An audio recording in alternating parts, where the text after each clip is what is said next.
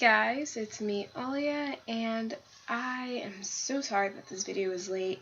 This weekend just got really hectic, but I am back to talk to you guys about the latest episode of Stitchers. In the beginning of this episode, we see that Camille and Kirsten are getting on better terms, which is nice. I mean, the process is very slow, but nonetheless, it's moving. Kirsten gets a letter in the mail from someone she doesn't know, but it's a book, Catcher in the Rye, and it becomes very important later in the episode. The case the Stitchers are working on this week is about a toast truck owner. He does stuff with toast, and Linus and Camille make a joke about it at the same time, which is so cute. They belong together, they just don't know it yet. Anyhow, Justin, who is the guy who owned the truck, who is now dead, he's ex-CIA, and he was not murdered. Supposedly he died from a heart attack, and he was in charge of a lot of classified documents, so that's why they're trying to get inside of his brain to see where he kept them and what type of classified documents he had. Justin's mind is really weird. When Kirsten enters into it, there's words everywhere, and it's just very confusing. She had to find some type of anchor in order to settle herself into his mind, but she did find one. And when she was in the Stitch, she saw that Justin is living out of his truck, and she found out something very, very important. So when she gets out of the Stitch, Cameron and Detective Fisher head to an impound lot, and they go inside of his truck, and Kirsten triggers the secret wall or secret compartment or whatever that comes up. She's able to get some files out, but then once they leave the truck, it kind of explodes. So what she got out is all she's going to get out, but she does make use of that newfound information. She received a disc out of the truck, and there's nothing that they can actually use to play the disc, so that's a little setback. And in the Stitch, Cameron mentions to Justin that she saw a teddy bear, but she saw the same teddy bear in several other Stitches, and Cameron says that it's not necessarily that teddy bear has been in the Stitches, but it's something in her own mind, and she's just kind of brushes it off from whatever. But I think it's going to have a lot to do with the next episode, because we find out that she stitches into her own mind. I don't really know how that's going to work, but I think it's going to be a little interesting. When Kirsten is trying to figure out what the bear might have meant, she brings up a picture of Ed and her mother, and it had a piece ripped off, and on the back it said "Remember." And you guys, if you remember, Kirsten gave that picture to Maggie, and Maggie had the other piece. She was what was ripped out, and her side said "Remember" also. I don't know what that means yet, but it'll mean something. Anyhow, she brings that up. She just remembers it, but it doesn't really have that much relevance yet. As you know, Kirsten's father, Ed, was his death was considered a suicide. So Kirsten is still going through his old crime scene photos, and she noticed that there's a book missing off the bookshelf, so I think that'll help to solve whatever happened to him. Also, she has a flashback of Ed telling her to get off the computer at a certain time, and what it reminds her is that he had a ton of old computers in their garage, and now she has all this stuff, so she goes into her own garage now and gets some of the old computers and is able to play the disc that she got off of the food truck. And on the disc, it's a lab. Not a lab. It's just a bunch of numbers. And then she figures out that the numbers is the algorithm for the Stitchers code. I do want to mention before I go on that throughout this whole episode, Kirsten is getting these weird text messages with just numbers in them. Numbers and letters is a combination. She doesn't know exactly what it means, but that also becomes important. Just saying. After Kirsten realizes that the Stitcher's algorithm has been leaked, she goes straight to Cameron's house, and she blames him for leaking it, even though it wasn't him. They end up proving it wasn't him, but then she goes through all the people who know it, which is Linus, Camille, Maggie, Cameron, and her. So she goes through all of them, and Linus Camille couldn't have leaked it because at the time that it was leaked, they were together. So it couldn't have been them. Cameron was, I believe, I don't remember what Cameron was doing, but anyway, they just went through the list and they figured out that it had to have been Maggie. So they decided to all head to the Stitches program to meet up with Maggie, and right when they're about to meet up with her, she gets shot by someone, and then Kirsten, well, let me say this. When she gets shot and they hear the gunshots, Cameron covers Kirsten, and I'm just like, he could have covered himself, but he covered her. Sorry.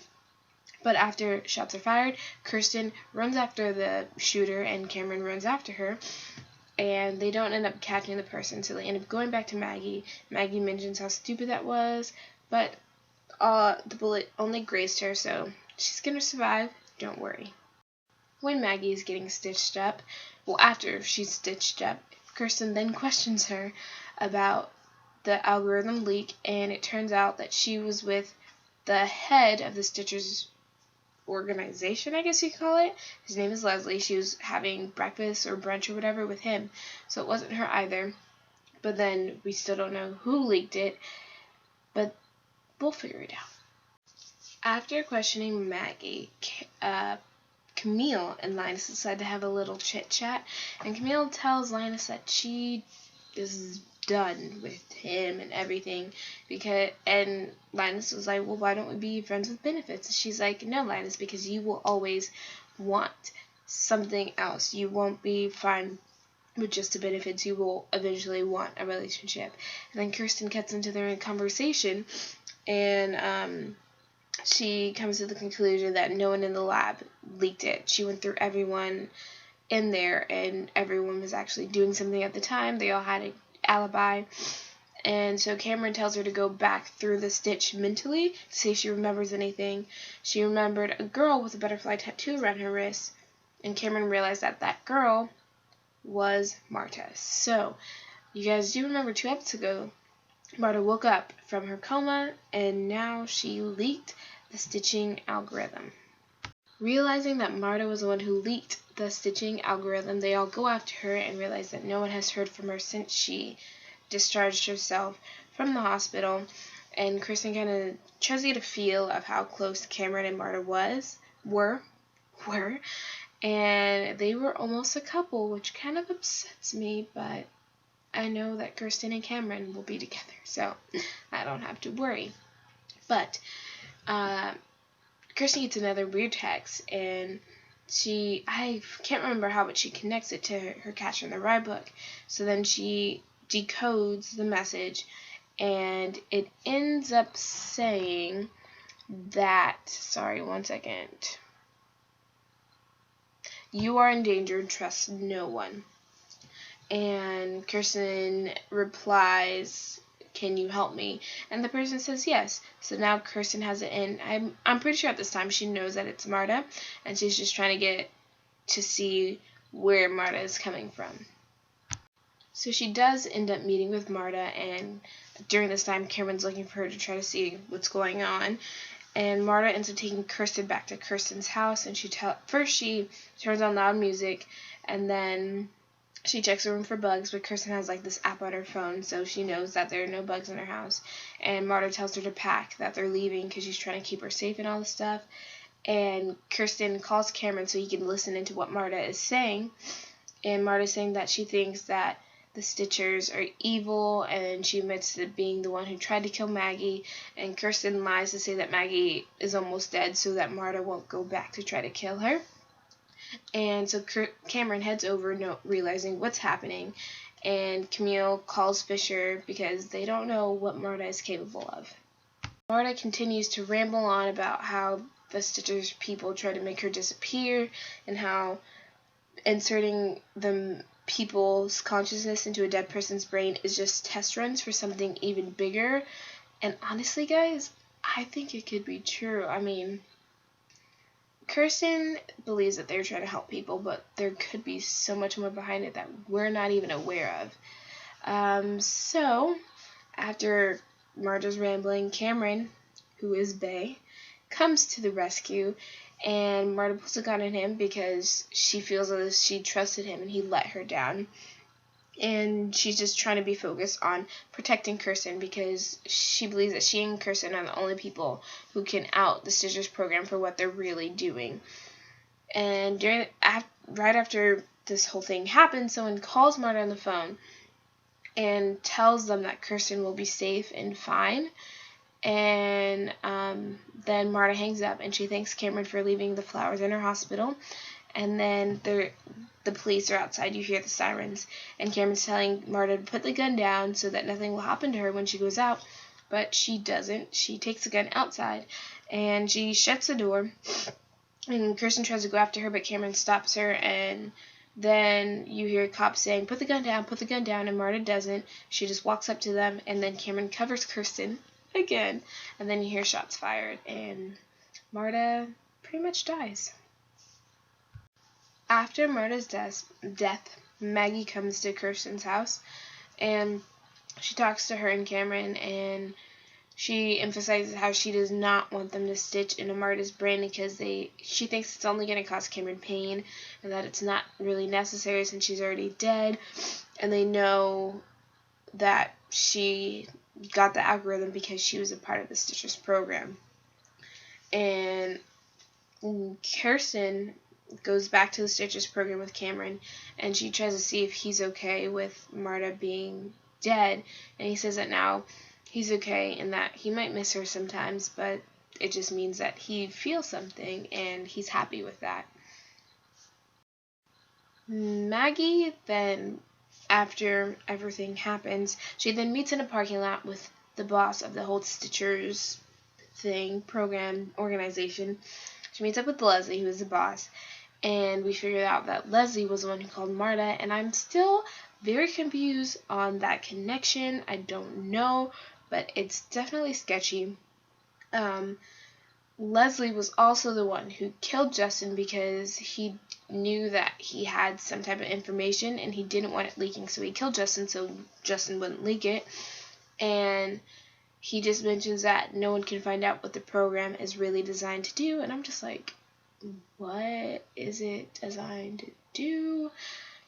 I wanted to believe that, like Kirsten, that it's meant to help people, but I don't think that's necessarily true. So guys, in this episode, we found out a lot that the Stitchers program is not what we think it is. Whatever it really is, Maggie is kind of in on it. She knows more about Ed than she's leading on. It's just so many secrets, so much is going on, and we just don't know. But honestly, guys, this season is going to be so good. ABC Family did a great job with this show, and I just can't wait to figure everything out. So guys, that summed up the episode, and I hope you guys enjoyed this video. I'm so sorry this is late. This weekend was just so hectic and busy, but I'm really going to try to get on track with things. If I am able to make my videos regularized, I guess you could say. I do have a plan for what days I want what videos to come up. I will be letting you guys know about that when I get the chance. And yeah, so guys, give this video a thumbs up. Please subscribe. Tell your friends, family, tell everyone. And I guess I will see you guys next time. Bye.